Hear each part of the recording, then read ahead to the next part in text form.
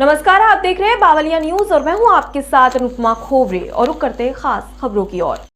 क्षेत्रीय विधायक उमाकांत शर्मा ने रविवार को विधानसभा सिरोंज के आनंदपुर क्षेत्र में ओला प्रभावित लगभग 1 दर्जन ग्रामों का दौरा किया। इस अवसर पर उन्होंने मौके पर पहुंचकर किसानों को उचित मुआवजा दिलाने का आश्वासन दिया। क्षेत्र में निरंतर बारिश एवं ओलावृष्टि से किसानों की फसलें नष्ट हो गई हैं।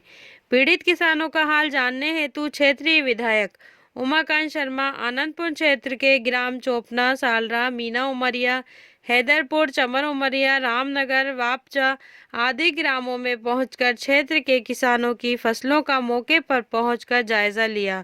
साथ ही किसानों से उनकी फसल के नुकसान की चर्चा की। विधायक ने कहा, प्रदेश सरकार किसानों के साथ है। किसानों की फसलों का जो भी नुकसान हुआ है उसका उचित मुआवजा उन्हें शीघ्र प्रदान किया जाएगा। इस अवसर पर उपस्थित राजस्व विभाग, सरकारी अधिकारी एवं कर्मचारियों से ओलावृष्टि से प्रभावित ग्रामों में हुए नुकसान का शीघ्र सर्वे कर किसानों को उचित मुआवजा प्रदान करने की कार्रवाई करने के भी निर्देश दिए। इस अवसर पर बड़ी संख्या में भाजपा कार्यकर्ता एवं सरकारी अधिकारी कर्मचारी भी उनके साथ रहे। इन ग्रामों में हुआ अत्यधिक नुकसान क्षेत्र के ग्राम चमर उमरिया, झूकर उमरिया, सालरा, हैदरपुर, बनारसी, मुनीमपुर, शेरगढ़, वापचा, शहीद नगर, गोलखेड़ा कला, कोलापुरा, शाहपुर, नोआबाद, खेरखेड़ी कला, ओखली खेड़ा, मीना उमरिया, चोपना, नोआबाद, महमूदगंज, मड़ावता, मोहनपुर खुर्द, अलीगंज, रामटेक, कोटरा आदि ग्रामों में लगभग 60 से 100% ओलावृष्टि से फसलों को नुकसान हुआ। लटेरी से नसीम हिंदुस्तानी की रिपोर्ट।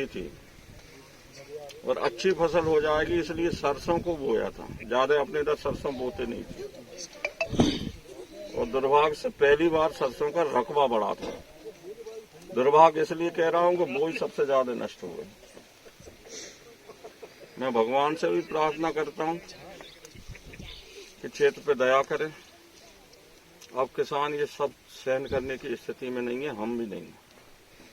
ये सही है कि हम मध्य प्रदेश शासन से जो नियमानुसार है राहत दिलवाएंगे, लेकिन उस राहत से थोड़ा बहुत पालन हो सकता है।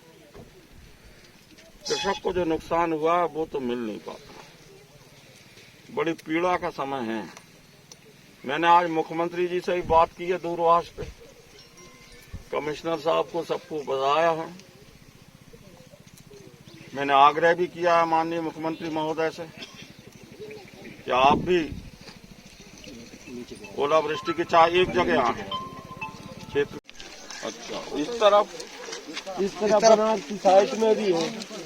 हमारा मेरा तो बनारस कितने बीघा को है तुम्हारा रकबा?